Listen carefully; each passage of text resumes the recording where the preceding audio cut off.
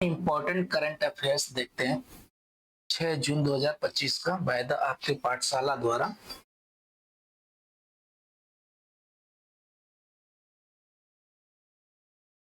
इसका पहला प्रश्न है, भारत में राष्ट्रीय पोलियो निगरानी नेटवर्क यानी कि एनपीएसएन को 2026-27 तक कितने केंद्रों तक सीमित करने की योजना है? केंद्रों की संख्या पूछ रहा है, केंद्रों की संख्या पूछ रहा है, जहां तक सीमित करनी है। ए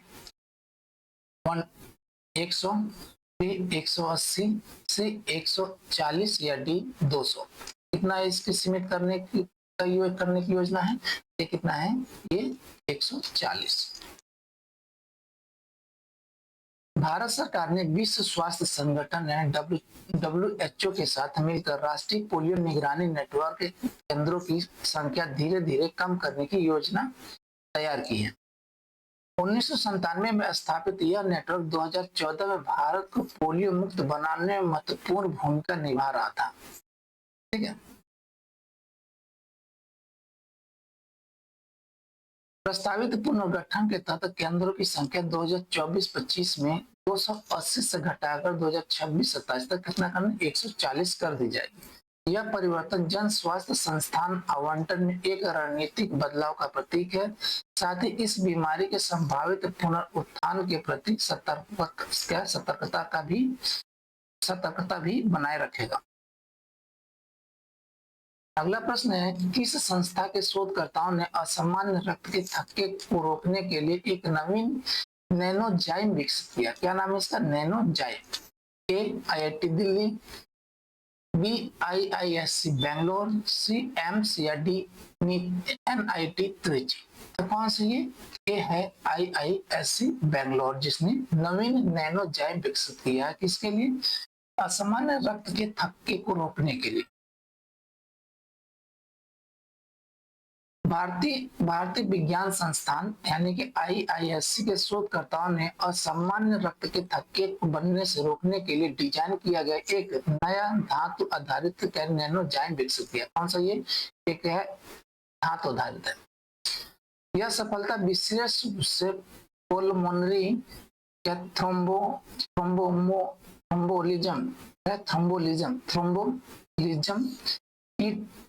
PTE और कोविड-19 से जुड़ी थ्रोम्बोसिस जैसी स्थितियों के समाधान में महत्वपूर्ण है। किसमें?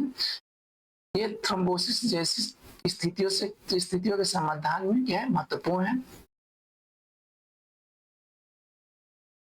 नैनोजाइम कृत्रिम नैनो मटेरियल होते हैं जो प्रतिक्रियाशील ऑक्सीजन प्रजाति यानी कि ROS को नियंत्रित करने के लिए एंटीऑक्सीडेंट एंजाइमों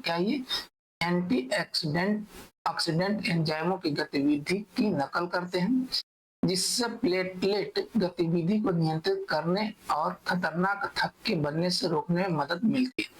IISc टीम का यह नवाचार जीवन के लिए खतरा पैदा करने वाले थक्के विकारों के प्रबंधन में उन्नत उपचारों का मार्ग प्रशस्त कर सकता है। अगला प्रश्न है, जून 2025 में RBI की 55वीं मौद्रिक नीति समिति 55वीं मौद्रिक नीति समिति की बैठक किस तारीख को आयोजित की गई? किस तारीख को आयोजित की गई? ए 1 से 3 जून के बीच, 1 से 3 जून तक, बी 2 से 4 जून तक, सी 3 से 5 जून तक या डी 4 से 6 जून तक। कब आयोजित की गई थी? ये 4 से 6 जून आयोजित की गई। 4 से 6 जून तक आयोजित की गई थी। भारतीय रिजर्व बैंक ने 6 से 4 जून 2025 तक अपनी 55वीं मौद्रिक नीति समिति यानी MPC की बैठक आयोजित की। इस बैठक का नेतृत्व गवर्नर श्री संजय मल्होत्रा, जो RBI के गवर्नर ने किया। यह गतिशील वैश्विक और घरेलू आर्थिक बदलाव के दौर में हुई है। प्रमुख निर्णयों में रेपो दर में 50 आधार अंकों की कटौती, समायोजित नीति से तटस्थ नीतिगत रूप में बदलाव और अन्य तरलता समायोजन शामिल थे। बैठक की तिथियां महत्वपूर्ण हैं क्योंकि इन्हीं तिथियों पर ये प्रभावशील मौद्रिक निर्णय लिए गए थे, जिनका ब्याज दरों, मुद्रास्फीति के दृष्टिकोण और आगे की आर्थिक रणनीति पर क्या सीधा प्रभाव पड़ा। अगला प्रश्न, भारत ने हाल ही में किस देश के साथ एक नई द्विपक्षीय निवेश संधि यानी BIT लागू की? एक कजाकिस्तान के साथ, बी उज्बेकिस्तान के साथ, सी ताजिकिस्तान के साथ या डी किर्गिस्तान के साथ। कौन सा समझौता है? किर्गिस्तान के द्विपक्षीय निवेश संधि लागू की गई है।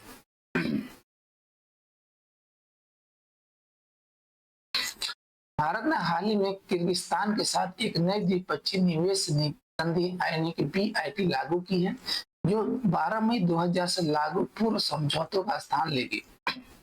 यह संधि दोनों देशों के निवेशकों के निवेश को बढ़ावा देने और उनकी सुरक्षा के लिए एक स्थिर और पारदर्शी ढांचा प्रदान करने के लिए बनाई गई।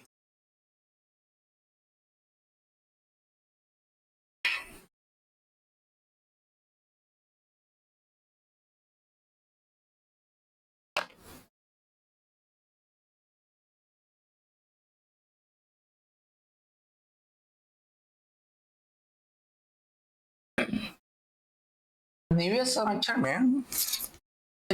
संरक्षण में कानूनी सुरक्षा उपायों और निरंतरता को सुनिश्चित करके इस समझौते का उद्देश्य भारत और किर्गिस्तान के बीच आर्थिक सहयोग और आपसी विश्वास को बढ़ाना है, जिससे आने वाले वर्षों में और अधिक मजबूत द्विपक्षीय व्यापार और वित्तीय जुड़ाव को बढ़ावा मिले।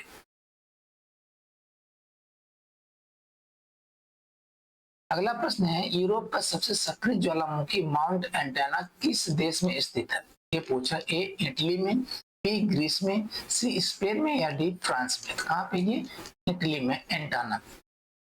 क्या सक्रिय ज्वालामुखी माउंट एंटाना कहाँ पे? ये इटली। माउंट एटना दक्षिणी इटली के सिसिल क्षेत्र में, कहाँ पे? दक्षिणी इटली के सिसिल क्षेत्र में स्थित है। यह यूरोप के सबसे सक्रिय ज्वालामुखी के रूप में प्रसिद्ध है और हजारों वर्षों से फट रहा है। कम से कम 2700 वर्षों के विस्फोटों के इतिहास के साथ यह ज्वालामुखी गतिविधि के दुनिया के सबसे लंबे रिकॉर्डों में से एक है। यूनेस्को विश्व धरोहर स्थल के रूप में माउंट एटना न केवल एक भूवैज्ञानिक स्थल है, बल्कि इस क्षेत्र का एक सांस्कृतिक और ऐतिहासिक प्रतीक भी है। लगातार विस्फोट और निरंतर ज्वालामुखी गतिविधि इसे इटली के प्राकृतिक परिदृश्य की एक उल्लेखनीय विशेषता बनाती है। अगला प्रश्न है, भारत ने किस देश के साथ मीडिया और मनोरंजन क्षेत्र में सहयोग बढ़ाने पर सहमति व्यक्त की है? देश पूछा, किस देश के साथ मीडिया और मनोरंजन क्षेत्र में सहयोग बढ़ाने पर सहमति व्यक्त की है? किसके साथ? थाईलैंड के साथ, बी वियतनाम के साथ, सी इंडोनेशिया के साथ या डी मलेशिया के साथ में। तो ये कौन सा? ये वियतनाम है। वियतनाम के साथ सहमति व्यक्त की है किसके लिए? मीडिया और मनोरंजन क्षेत्र में सहयोग बढ़ाने को। भारत और वियतनाम अपनी मौजूदा रणनीतिक साझेदारी के तहत मीडिया और मनोरंजन क्षेत्र में सहयोग को मजबूत करने पर सहमत हुए हैं। दोनों देशों के बीच दीर्घकालिक राजनीतिक संबंध हैं, जो 2022 में अपनी 50वीं वर्षगांठ मना रहे। 2022 मनाया था, ठीक है, 50वीं वर्षगांठ मनाया था 2022 में दोनों देशों ने। 2016 में द्विपक्षीय संबंधों की एक व्यापक रणनीतिक साझेदारी में उन्नत किया गया, जो विभिन्न क्षेत्रों में आपसी विश्वास और बढ़ते सहयोग को दर्शाता है। मीडिया और मनोरंजन के क्षेत्र में यह हालिया पल दोनों देशों के बीच गहरे होते जुड़ाव और साझा सांस्कृतिक हितों का प्रतिबिंब है, जो लोगों के बीच आपसी संपर्क और रचनात्मक उपयोग में आर्थिक अवसरों को बढ़ावा देता है। अगला प्रश्न है, किस देश का पहला variable speed pump storage plant? Variable speed pump storage plant PSP, ये केवल यहाँ पे इस पंप स्टोरेज प्लांट यानी variable speed pump storage plant किस भारतीय राज्य में शुरू किया गया? और राज्य पूछ रहा है जहाँ पे यह PSP शुरू किया गया है। ए उत्तराखंड में, बी हिमाचल प्रदेश में, सी सिक्किम में या डी अरुणाचल प्रदेश में। तो कहाँ पे शुरू किया गया? ये उत्तराखंड, ऑप्शन ए। भारत के पहले variable speed pump storage plant यानी PSP ने उत्तराखंड राज्य के टिहरी में परिचालन शुरू किया। कहाँ है? उत्तराखंड के टिहरी है, उसमें इसका परिचालन शुरू किया गया। विद्युत मंत्रालय के अंतर्गत THDC पीएचडीसी इंडिया लिमिटेड द्वारा विकसित यह प्लांट ऊर्जा भंडारण और ग्रिड स्थिरता में एक महत्वपूर्ण प्रगति का प्रतीक है। यह पीएसपी दो जलाशयों के बीच पानी को प्रभावित करके मांग के आधार पर बिजली का भंडारण और उत्पादन करता है, जिससे नवीकरणीय ऊर्जा स्रोतों को एकीकृत करने का एक लचीला और कुशल समाधान मिलता है। यह उपलब्धि न केवल ऊर्जा स्थिरता का समर्थन करती है, बल्कि भारत के बढ़ते विद्युत बुनियादी ढांचे में राज्य की भूमिका को भी मजबूत करती है। अगला प्रश्न है, किस कंपनी ने लिंकडन के सीईओ रयान रोसलांस्की की भूमिका का विस्तार करते हुए उन्हें अपने कार्यालय उत्पादकता प्रभाग की देखरेख की भी जिम्मेदारी देखरेख करने के लिए भी कहा है। किसको? रयान रोसलांस्की को। तो कंपनी कौन सी है? ए गूगल ने, बी माइक्रोसॉफ्ट ने, सी अमेजन ने या डी मेटा ने। तो कौन सी है? ये माइक्रोसॉफ्ट ने, जिन्होंने रयान रोसलांस्की को क्या है, लिंकडन के सीईओ हैं, जो जिन्होंने कार्यालय उत्पादकता प्रभाग की देखरेख करने के लिए भी कहा गया है। 4 जून 2025 को माइक्रोसॉफ्ट ने लिंकडन के सीईओ रयान रोसलांस्की की जिम्मेदारी का विस्तार करते हुए एक महत्वपूर्ण नेतृत्व परिवर्तन की घोषणा की, जिसमें उनके ऑफिस उत्पादकता सूट की निगरानी भी शामिल है। इसमें ऑफिस उत्पादकता सूट की निगरानी भी शामिल है। इसमें Word, Excel, PowerPoint, Outlook, Teams और एआई संचालित माइक्रोसॉफ्ट 365 को पायलट जैसे प्रमुख उत्पाद शामिल है।